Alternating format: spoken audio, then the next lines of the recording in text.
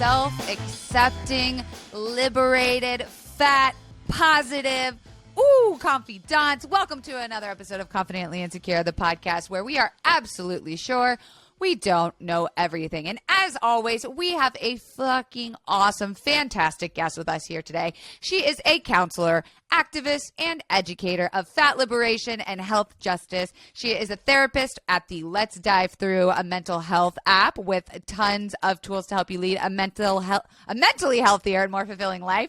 And most of her work focuses on self-acceptance, eliminating the effects of internalized oppression, and health at every size. Please welcome to the podcast, Hannah. Oh my God, I even wrote down how to pronounce your last name, and I'm terrified to do it. Fuhlendorf. You did an amazing job. That is correct. Fuhlendorf? Hannah Fuhlendorf. Yeah, Fuhlendorf. Fuhlendorf. Hannah Fuhlendorf. Thank you. It's a mouthful. I mean, I've got darragh with a GH that just confuses the hell out of people all the time. So I try to be like extra cautious about last name pronunciation, but thank you for your grace. I appreciate it. Thank you for being here so much. Thank you for having me. I'm so excited to talk to you. Absolutely. Obviously, I've seen so much of your content on social media and what you are about, but I know we wanted to give a little disclaimer at the top of the episode. So give us your juice. Give us what you want to say. Warn the people. Yeah. Well, so yeah, more so just like information that you'll notice throughout our conversation that I'll be using the word fat when talking about my own body and when talking about the concept of fatness in general. I generally prefer not to use any euphemisms or code words like curvy, overweight, plus size, etc., all of which are problematic in their own right. And the reason why I use the word fat is twofold. First, it's just the word that most accurately describes my body. Second, using the word fat in a casual, non-threatening, morally neutral way takes the negative power away from it. Because at its root, the word fat is a morally neutral descriptor, just like tall or short, and it should be used just as casually and inoffensively as any other descriptor. I love it. We're fucking taking the stigma away from the word. I appreciate that. And also, thank you for that, because I am so guilty of using curvy, which I guess I think of it in like to describe sexiness, like curved sexiness. Sure. But I want to hear, like, tell me the problematic meaning behind words like plus size or curvy. Well, so they're kind of problematic for different reasons, right? Like some of the most common ones that you'll hear, which are like highly medicalized, like pathologizing terms, are things like overweight or obese. Which are words that essentially only have meaning within the context of the BMI, which is the body mass index, which I don't even know if we have time to get into all the reasons why that is a hot, wet piece of garbage. It's definitely on my list. We'll definitely get there. Perfect. Yeah, but those essentially only exist within the context of the BMI. And if we are to eliminate the BMI and reject it, that also means rejecting its components. And those words are just inherently stigmatizing. Again, they pathologize fatness as a disease, which it's not. It's a natural part of body diversity. And then other words like plus size, it's like plus what size? What's the correct size kind of thing. It's, again, sort of just like stigmatizing, again, othering fatness, saying that it's not normal, which in fact it's extremely normal. And terms like curvy, again, are just sort of euphemisms. They're code words, right? And the purpose of code words are to essentially navigate around using words that we think are bad, right? So they just sort of send the message that like fatness is so bad that it's literally unspeakable. So we need to, So we need to create these code words so that we can avoid the word fat. And that's why I love your page so much, is like, I wrote this down. It's like, I love when you always say someone always pops their head out of the ground, because it just reminds me of like these little trolley gophers, like always popping their head up out of the ground. And it really is like, you do a really good job of informationing the history behind where like these biases and fat phobias came from. And it's like you give these little history lessons along with your content, which makes you go like, oh, this is so much bigger than just my experience or what I've learned. But before we get into that juicy goodness, tell me about, let's start at the very beginning. Like, what's your story and what made you want to dive into the mental health field and specifically work with body acceptance? Man, yeah. Okay. So I have always existed in a larger body to varying degrees throughout my life. And that includes when I was young. I grew up in a house and in a culture, as we all do, that really, really valued thinness. And so I learned from a very young age that my body was wrong. It was unacceptable and it needed to be changed. I did Weight Watchers as a child, which, yeah, yikes, big yikes there. I started engaging in disordered eating behaviors when I was like 9 or 10 years old. And that led to like a decades long battle with disordered eating. And I've always had this just deeply tumultuous relationship with my body. And it wasn't until I was in probably my like early to mid 20s when I was working with a therapist who I did not know this at the time. I did not choose her for this reason. It was totally random that this happened. But she was a health at every size informed therapist. And I just remember talking with her one day and I just felt so unbelievably just like empty and sad that so much of my time and effort and energy was going toward shrinking my body. And I had like so little success to that effect. Like I had lost and regained the same 80 pounds so many times. And I just remember telling her, like, I think this is just what my body is supposed to look like. And she, I think, had been going sort of easy on me with not putting too much information on me about this until this point. But I think when I said that, she sort of saw an opening. Wow. And she was like, it's funny you should say that because there's actually quite a bit of data to support the fact that like, this is probably just how your body should look. Wow. This is probably just how your body is supposed to be. Wow. And me being who I am, I was immediately ravenous for information. And so I asked her for information. She sent me like articles and research studies, books, podcasts, and I just devoured it. And was so, again, I was just so hungry for that information and I like couldn't believe what I was learning. I was hearing from researchers and activists and all these different people from all these different like spheres in the world who were like, yeah, this is bullshit.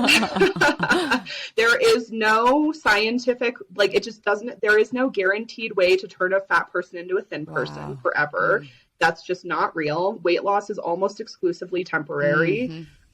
Your body is not designed to sustain lifelong weight loss. Nobody's is. And that's not a fault of yours. That's literally just how biology works.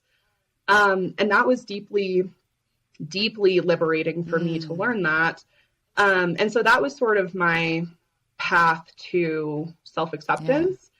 Then the way activism comes into this was that I've had chronic pain my whole life. Like forever. Sister. Literally always. I know. I actually listened to your episodes about chronic pain and really I saw your content about chronic pain. It's like, we found each other. We found a way. Perfect. Yeah. So I've had chronic pain forever, literally since I was like 5 years old. And I have done everything under the sun to try to mitigate that. And then finally a few years ago, or probably 4 or 5 years ago, actually, I finally was like, you know what, it's time to consider surgery. And I need to get a spinal fusion surgery. And so, So I finally took that step and I made an appointment with an orthopedic surgeon. They did x-rays and the doctor walks into the room and he goes, yeah, looking at your x-rays, you absolutely need a spinal fusion surgery and we need to get you in as soon as possible because you actually have a fracture in your spine. So I had it was broken. I had a broken back. Oh, shit. Casual. Very casual. And so he gave this whole, you need this. This is medically necessary. And then, oh no, I feel like I fucking know what's coming. And I'm you know where this is going. Yeah. And then he said, the only problem is your weight. And we are not fucking hurtful. Yep. Jesus. What? And also just like fundamentally discriminatory and incorrect. And he was like, the only problem is your weight. Surgery is not safe for people in your BMI category. And so we're going to need you to lose weight before we're going to be willing to give you this surgery. Yike to the 10th fucking degree. Yep. And so there are many, many things I could have said to this doctor. And we ended up having quite a lengthy debate as someone who was like actually pretty well read on this subject. Wow. But the first thing I said, I was like, okay, well, to try to appeal to this doctor as someone who theoretically has a desire to do no harm, I'm going to disclose to him that I have a history of disordered eating. And so I did. I said that to him. And I was like, that's not an option for me. Weight loss behaviors are extremely dangerous because I have a history of eating disorders. And first of all, he did not believe me. He looked at me like I was lying to him. Mm-hmm. And he clearly didn't understand either because he was like, okay, well, could you lose a little bit of weight?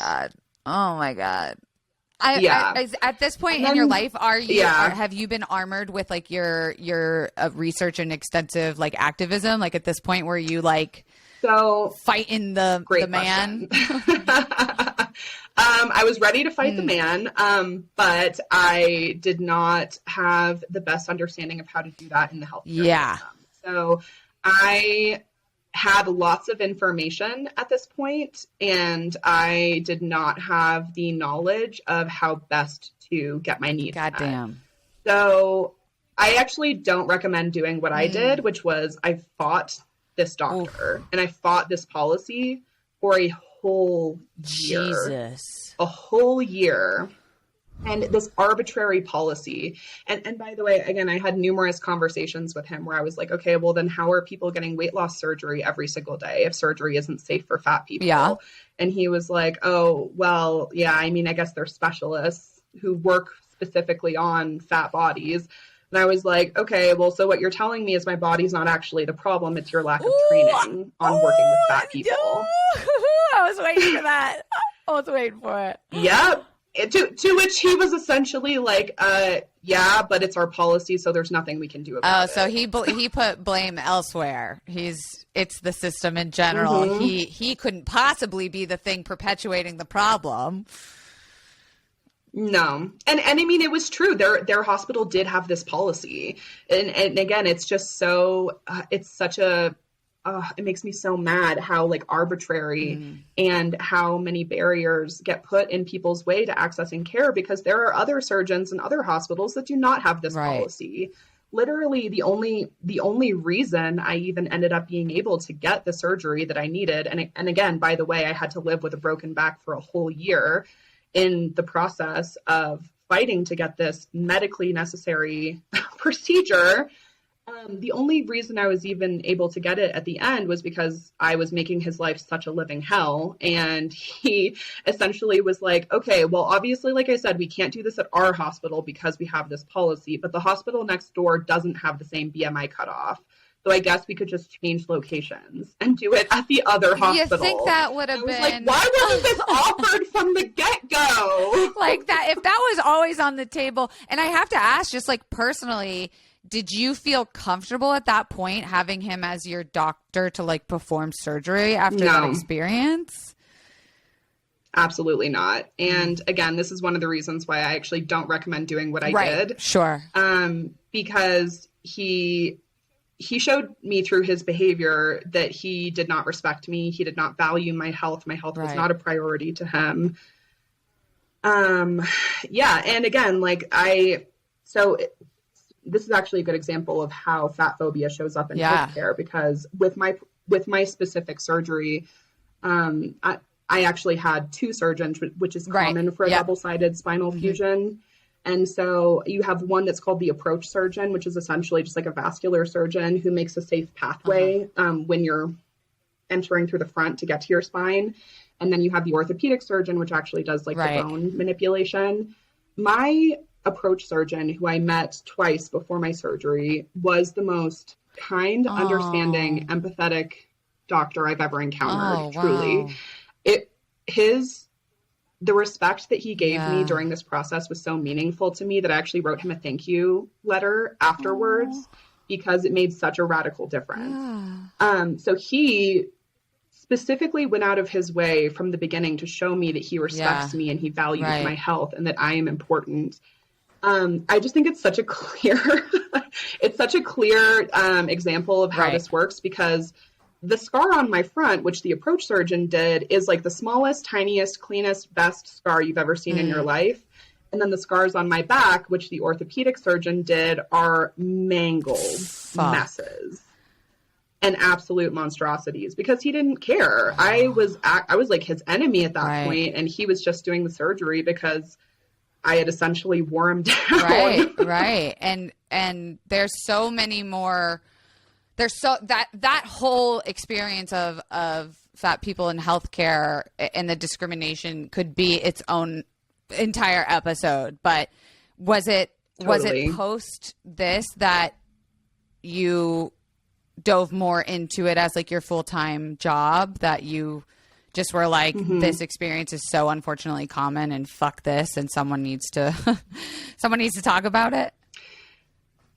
Yeah, so I have been an activist in lots of different ways for a long time, but that experience was the thing that made me an activist for fat liberation, because it was so wildly and overtly discriminatory, dehumanizing, again, literally holding my health for ransom, essentially.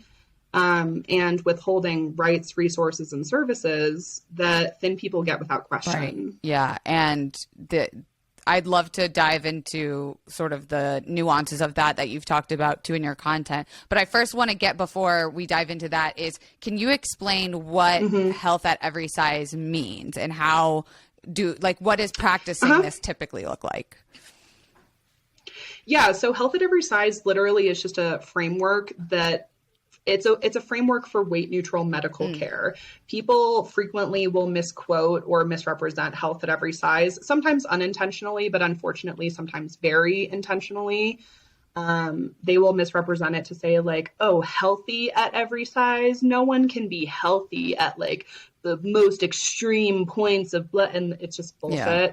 And again, no one is saying that, but also like there are people in very fat bodies who are healthy. So like, fuck yourself, but my kind of girl. Yeah, exactly.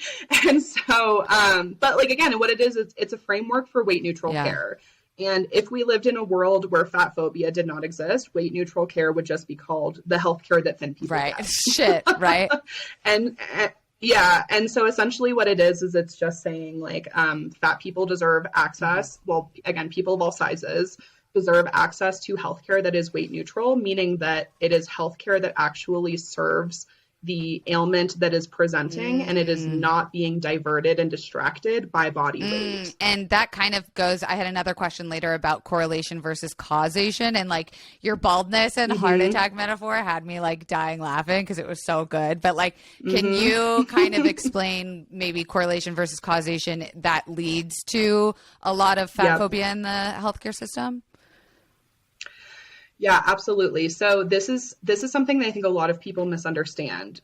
The type of messaging that we have been fed around fatness is that it's like this well understood, guaranteed scientific fact that fatness causes health problems, which just like could not be further from the truth, because what we actually know is that weight is correlated with health problems, but there has not been a causal relationship that has been established in the research. And people don't know what correlation and causation is. And I feel like, I'm sorry to cut you off. I just had to like jump in and be like, I feel like people are just our generation. I literally get goosebumps thinking about it. It's like because of our generation questioning and being like, well, no, we're dismantling these systems. People are genuinely learning for the first time what correlation and causation even is. That one, you'll probably be better at explaining it, but no, that's 100% right though. And, I mean, it's something that a lot of people don't understand, but anyone who's taken like a research methods 101 class should have had this conversation at some point, right? Like some some really common examples that get thrown out all the time, like when you're in like a research class or whatever, is like, okay, so like there is a strong correlation in the summertime between ice cream sales and crime. So ice cream sales increase and crime also increases during the summertime. So based on that correlation, can we say that ice cream causes crime? What? No, we cannot. We know that's nonsense, right? But these are the types of logical leaps people take when they do try to impose causation onto a relationship where there is only correlation. And so specific to healthcare, like there are lots of different things that are correlated with negative health outcomes, like the one that you mentioned. There's a very strong correlation between male pattern baldness and cardiac incidents. And so given that information, should we try to get bald men to try to grow hair in an effort to decrease their likelihood of having heart attacks? No, right? Because that's nonsense. Right. We can understand that baldness is not actually causing heart attacks. There seems to be a third factor at play, which contributes to both baldness and heart attacks. And by the way, the same thing is true for fatness.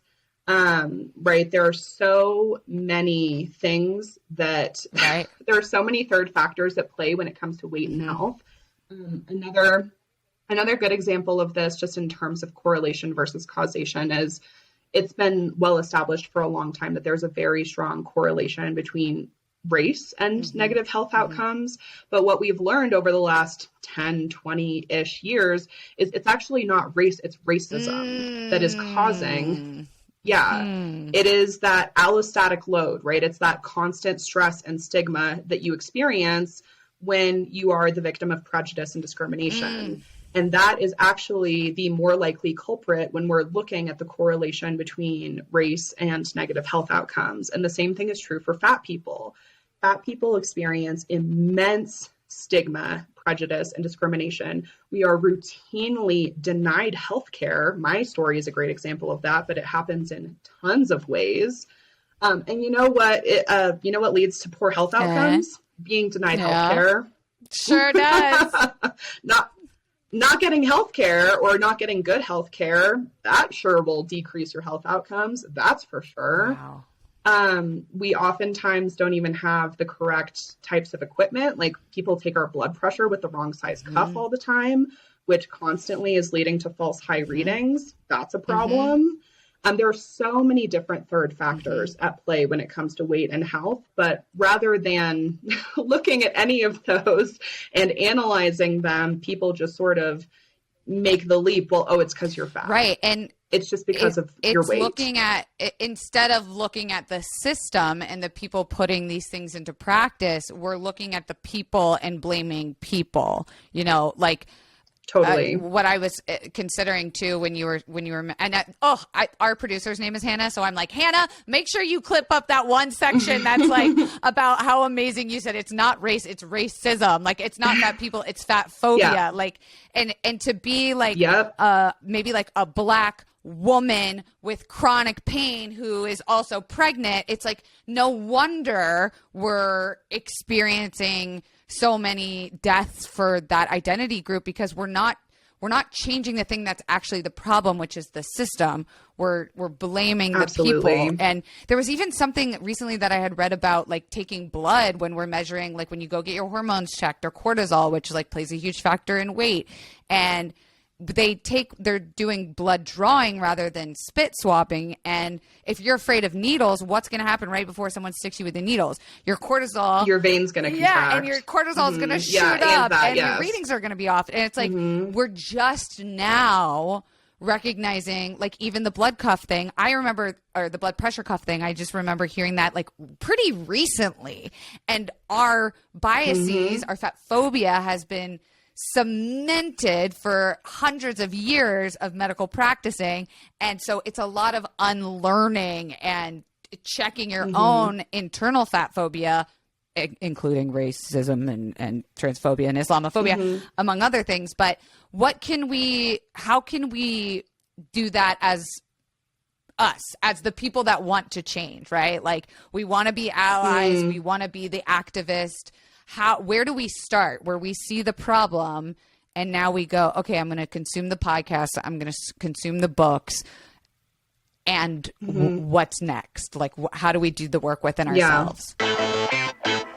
Shout out to BetterHelp for sponsoring this podcast. My confidants, you guys know I have recently been going through just an absolute, just wild mental health uptick, refresh. And I would not have been able to do that without my counselor, who I love, at BetterHelp. What's interfering with your happiness? What's preventing you from achieving your goals? I personally knew I had this ketamine therapy journey starting soon, and I was so nervous, and I needed that person, that third party, that doctor who knew what they were talking about to help me get prepared for that environment, as well as reintegrate all of things I've learned back into my daily life. It's not self-help, it is professional counseling, and BetterHelp will assess your needs and match you with your own licensed professional therapist. And you can start communicating with them in under 24 hours. There are licensed professionals and counselors who are specialized in areas such as self-esteem. Who doesn't need it? Grief. Oh God, things are so hard. LGBT matters. So gay. Family conflicts. Mom. And anger. And depression, stress, anxiety, relationships, sleeping, and trauma. Anything you share is confidential. It's convenient, professional, and affordable. In fact, so many people have been using BetterHelp that they are recruiting counselors in all additional 50 states. I want you to start living a happier life today. And as a listener, you'll get 10% off your first month by visiting betterhelp.com/CI. Join over 1 million people taking charge of their mental health. Again, that's BetterHelp, HELP.com/CI.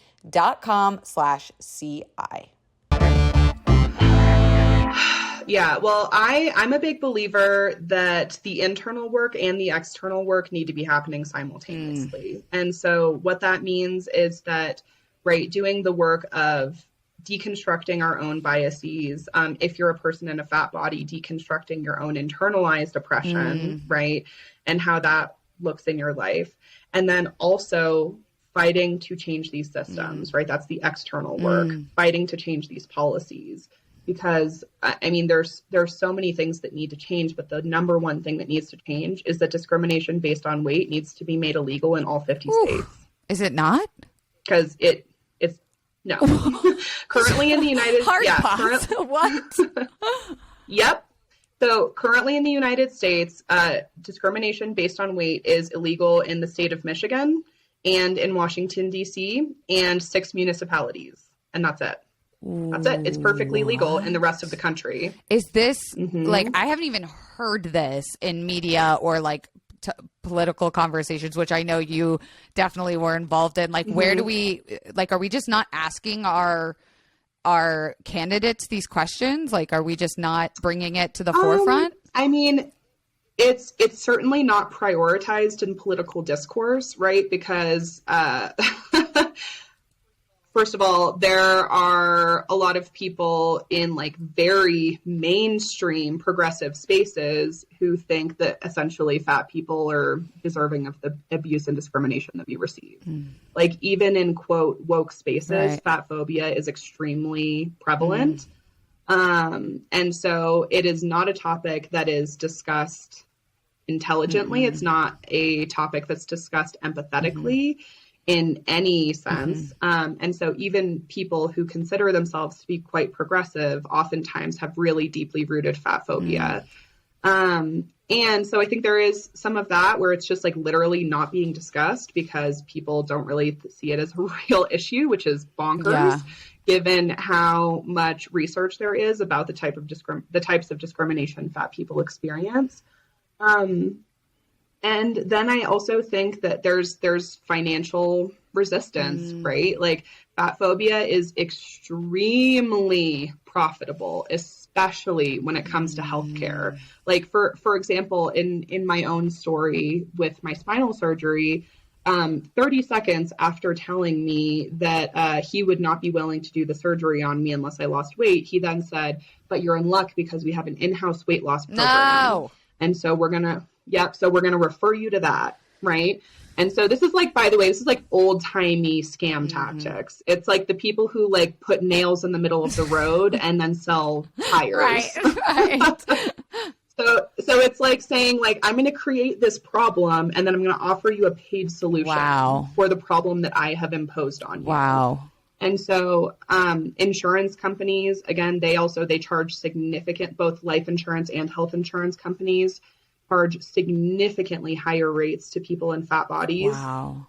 So there's a lot of money tied into this, big time. Wow. And so the stakes are pretty high in that respect, but the stakes are also extremely high for patients, especially because, again, our lives are being put at risk. We're having medically necessary health care withheld from us. And some people actually die as a direct result of medical negligence and malpractice because of fat phobia. And are we able to, like, prove that? Like, have people been able to prove it and sue the shit out of these systems?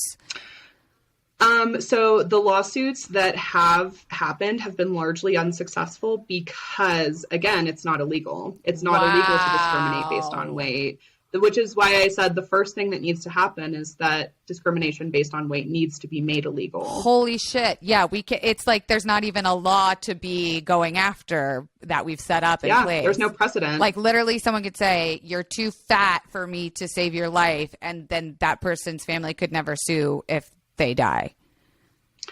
I mean, they could. It depends on the circumstances. But again, because it's so complicated and because there are no legal protections, gonna just be dropped. It's largely unsuccessful. Right. Like, you can sue anyone, right? Like, you can sue anyone for anything, but it's just going to cost you time and money. I also want to call myself in for a second and ask, I noticed you say people in fat bodies, and I've definitely used the term fat people. And is there a better language? Oh, no, it's fine.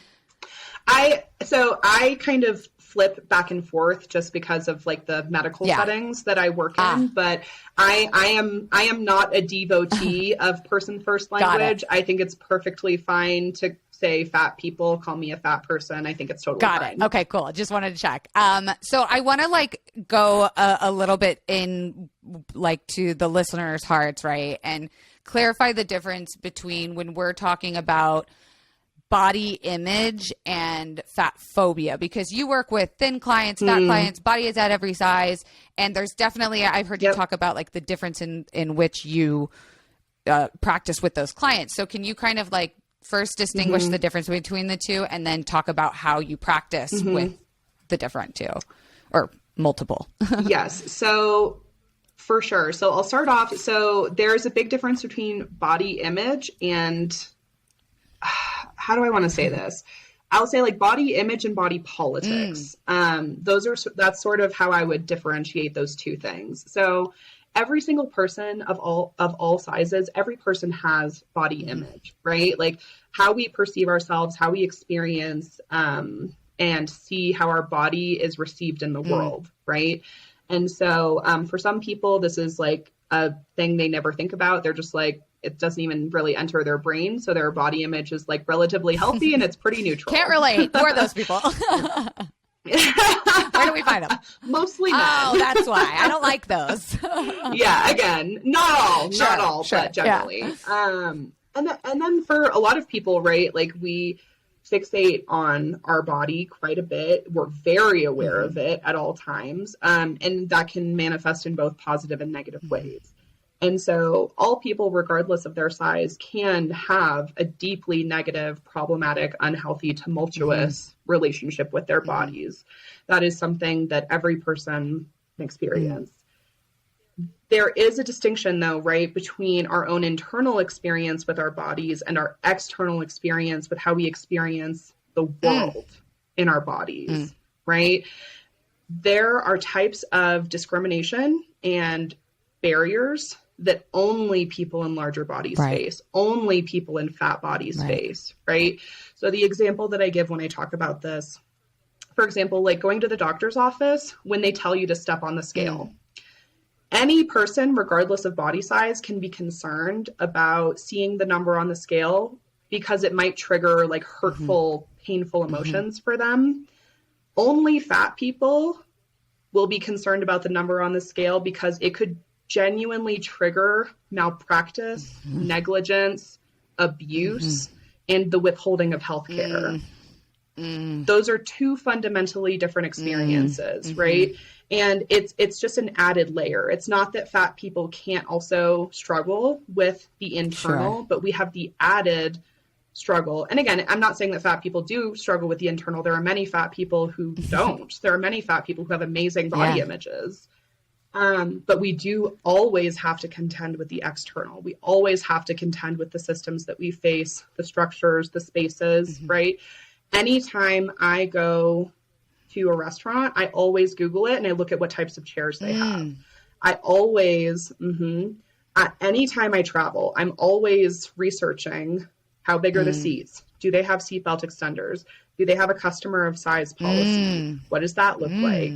How much would it cost for me to get a larger seat? Is that financially feasible for me? These are things I am constantly considering. Anytime I apply for a job, Right. I'm always like, how am I going to present? How can I make sure that my body looks as acceptable as humanly possible in this interview so that I increase my chances of getting this job and not being denied based on their perceptions of me as a fat person. And by the way, I would put myself in the like mid-fat category. There are people in significantly larger bodies than mine who face twice the amount of barriers and systemic discrimination that I face. The larger you are, the worse it is. And the people at the highest end of the weight spectrum are the people we should be advocating the hardest for. Right. And I, from just watching like the media and the TV shows that they have with people who are on that end of the scale spectrum are treated like not human. It's inhumane and it's heart-wrenching because like, how do you work with clients to work on that part of it, the external, right? Like the internal, you mentioned too, like they both need to be happening at the same time. And it's like, yeah, because I could see why only so much internal work will work for fat people until it's like, okay, how do you teach them to protect themselves? And then what else can we tell people who are not in fat bodies that they can do? Yeah. So, I mean, as far as for clients who are fat, it is a lot about empowering them to engage in self-advocacy and, if they're willing, like political activism, which I have found in my own experience and many of my clients have found is deeply empowering. I know it sounds like it's like, oh, you're just giving me homework. You're giving me more stuff to do. You want me to write to my legislator? But like, yeah, I do. And you're also going to find that stuff like that actually will give you a much deeper sense of agency, right? Because one of the things that leads to hopelessness is feeling like there's nothing you can do. And as someone who has been a lifelong activist, there is always something you can do. I'm like, who's your city council member? Who's your state representative? Who do we need to talk to? Can you go to a council meeting? Like, what's the deal here? Like, I'm always looking to organize. I'm always looking to get people activated because there's a reason why there are 2 places in the US that do have these laws. There are other states that are trying to pass anti-discrimination laws based on weight. Like, people are actively doing this work. And so I do really, really work with them both to, again, empower them to self-advocate in their day-to-day lives. And then also, if they're willing, become active in the fight for fat liberation, because again, that can be so, so empowering. And I want to go to also like the history of like fear of fatness, because I love you. We're going to have a heyday reposting all of your shit to the podcast the week the episode comes out, because you've got so many goodies, and like you do talk a lot about like the history of it. And I'd love to know, like, where can we even start to go, oh, I can look at this. Here's like where the switch happened, or was there a switch? Or like we want to blame consumerism and like media, which I think has a huge part to play in it. But I think it started even before social media, right? Like where can we place kind of the pin in the system that went awry? Oh, you mean in terms of like what created fatphobia? Yeah, I have a feeling it's like Europeans or like white people because we're the reason for everything, right? Yep. Yeah. Your instincts are not wrong in that. So there's a book that I reference a lot on my page, which is called Fearing the Black Body, The Racial Origins of Fat Phobia. The history and, by the way, the modern experience between racism and fat phobia cannot be separated. Those threads cannot be pulled apart. They are so inexorably linked. They're just, oh my God, they're two peas in a pod.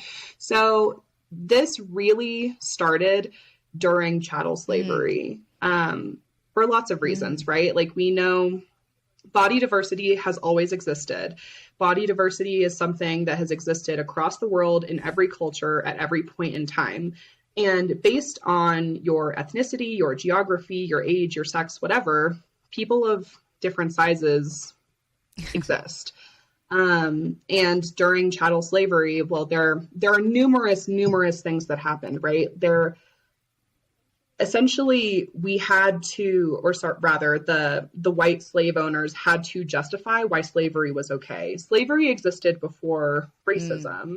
And then essentially people during the Enlightenment started asking, like, wait, is this okay? Hold for pause. Yeah. And so suddenly they needed a justification for why slavery was okay, right? And so there was this huge effort with like proto-science and pseudoscience to try to differentiate as people, a lot of different types of people of color, but primarily Black people, and say essentially why they were inferior, what was wrong with them.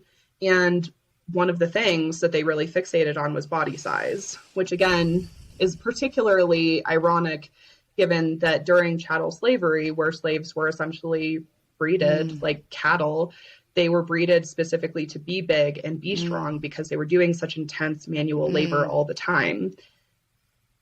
And so that was just one of the many excuses, one of the many fake reasons that was used to dehumanize slaves, was that like, oh, well, their bodies are bigger. That means they're like lazy and sloppy and incompetent and all of these horrible stereotypes.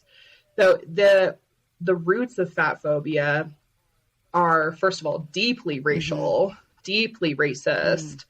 And there are undertones of that same messaging that still exist to this day. Yeah. And like the fact that they don't teach that anywhere, right? That it's a source that has to be sought out or recommended.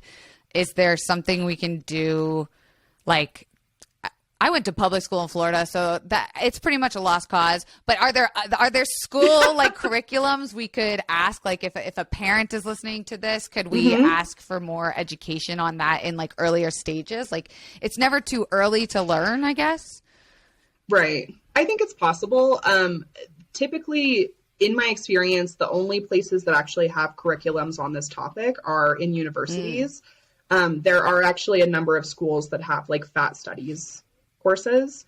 There's actually an incredible book. It's actually it's the first textbook that was created for fat studies. It's called the Fat Studies Reader.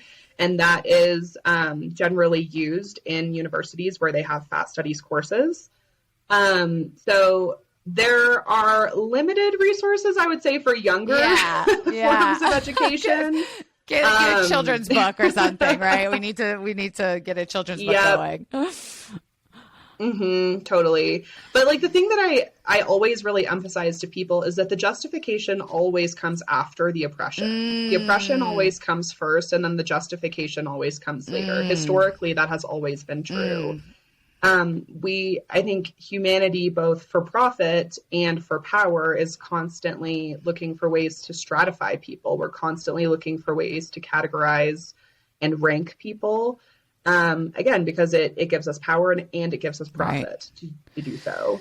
And so all of these reasons that people cling to for why fat phobia is okay, like, oh, it's unhealthy, you're gonna like die early, da-da-da-da-da. First of all, again, you're talking correlation, not causation, but you're referring to it as causation, which is fundamentally flawed. And also, again, like the prejudice against fat people predates that argument. It just does. Like we're constantly looking for ways to justify that. And the thing I always come back to, because like my TikTok, I love my For You page because like it is just so healthy. Like it's just so positive for the brain. And like I see a bunch of trolls always like attacking women and they clap back. And it's like, why do you fucking care? Why do you care so much about making someone feel othered or feel down or feel bad? And like trying to understand the psychology behind like fat phobia is so interesting to me, because it's like, why do you fucking care? And I think you just answered it for me. It's like, oh no, they're creating like a line of people and like a list of people, and they want to be at the top, and they'll literally do and say anything to push themselves ahead of one other person. Yep. God damn. Well, and let me also pose this scenario to you. And I'm thinking specifically of like the hardcore, like gym bros who are like 90% of my trolls. Imagine that you devoted such an incredible amount of your time, energy, and money to achieving a thing that you thought made you better, happier, more successful, more worthy. And that is the framework that you have lived within. And then you see someone like me who does not do that, does not invest that same time, energy, money to shrinking my body, controlling my body, manipulating my body, and who is living happily and loudly and taking up space and demanding equal rights, respect, and recognition. How would that make you feel? That's a question I feel like gym bros are not ready to sit down and ponder on. I think there are a lot of questions they're not ready to ponder on. They're just going to keep working out through it, okay? They're just going to keep lifting weights through it and commenting on other people's bodies and like posing in the mirror. For themselves. And like, you know, so I saw a comment recently on a video. I do another podcast with the boys, Guilty Pleasures podcast is about movies, film, and TV. And we like naturally will talk about the actors in the movie or TV show. And we, of course, are like that hottie or like, oh, he's like 90s hot. Like that's what you expected, like the boy next door or whatever to look like. And there was a comment I remember seeing that was like, hey, I know it's not harm, like you're not doing it on purpose or subconsciously. And I'm like, but maybe I am doing it subconsciously. But it's like, just stop commenting on people's bodies, like period, and like people's appearance. And I'm like, I guess like I'm someone that wants to make sure everyone feels good and feels held and in safe space. And I do that by gassing people, right? Like I'm like, yes, hair, yes, face, like yes, body, like shoes, and I naturally go to physicality, good, bad, fat, thin, and like I'm trying to figure out, is it me? Like, is it something that, like, I know now I'm just asking for free therapy, which, like, let's be honest, this has been, like, an amazing, basically, like, hour-long therapy session. I feel like I should have paid you for this episode. But, like, do you have any advice for someone like me that just has been natural to celebrate bodies and at any size, but also I don't need to be like handing out the roses to people all the time or even commenting on people's fucking bodies at all, period? Yeah, absolutely. So first of all, I just want to validate that what you're experiencing is not exclusive to you. Thank you.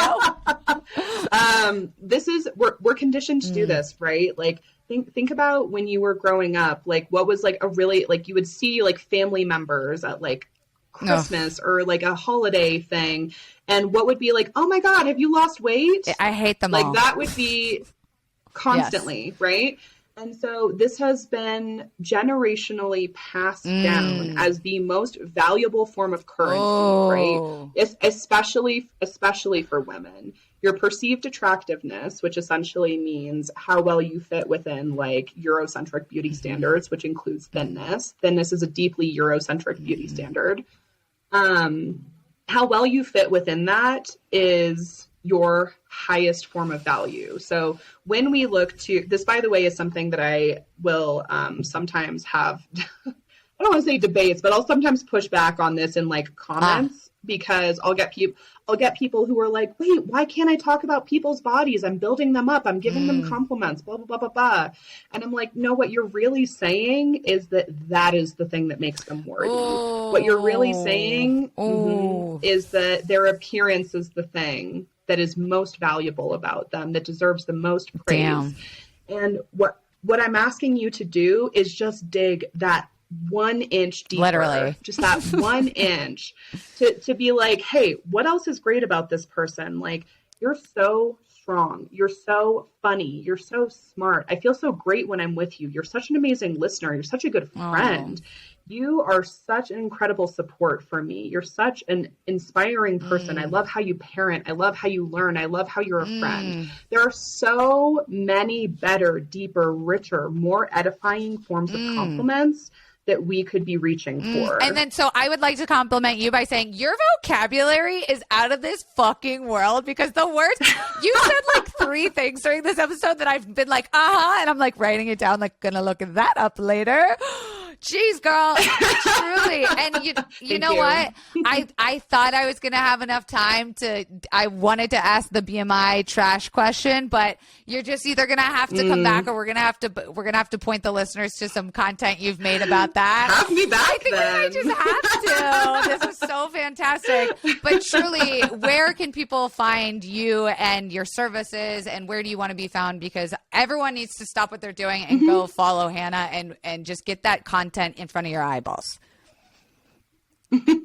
Yep. So there are 2 main ways. I have a website, which is HannahTalksBodies.com. And then I'm also on Instagram and TikTok as HannahTalksBodies. HannahTalksBodies. Definitely check it out. And Hannah, thank you so much again for being here. This has been so fun and educational. And this is why I do this podcast. You just hype me up to the extreme. I'm so fucking hype right now. So while I'm so glad. Yeah. And if you're ever in LA and you come here and you don't call me, I will find you. I'll hit you up. Perfect. Well, confidants, be sure to check out all those links below and follow Hannah. Give this 5 stars while you're at it. If you're not going to give it 5 stars, please don't give it any, because I'm too sensitive for that. And we will see you next week. Bye-bye. Thanks, Hannah. Bye. Thank you.